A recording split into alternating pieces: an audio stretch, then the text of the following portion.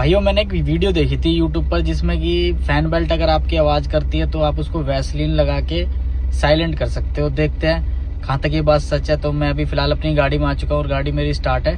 गाड़ी का साउंड मैं आपको सुना देता हूँ, एक मिनट रुको, बोनट खोल के। तो आप सुन सकते हो आवाज़ कितना कर रहा है। तो अभी मैं इसको लगाने के बाद पहले गाड़ी बंद करके लगा के फिर आपको साउंड सुनाता हूँ। फिलहाल साउंड चेक कर लो, ये आ रहा है। भैया वैसलीन तो बेल्ट पे लगा दी है, देखते एक बार गाड़ी स्टार्ट करके।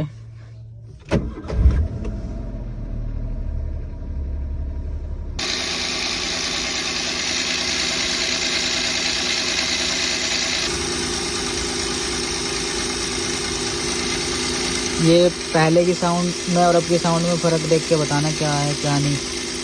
मुझे तो लग रहा है हाँ वर्क कर गई।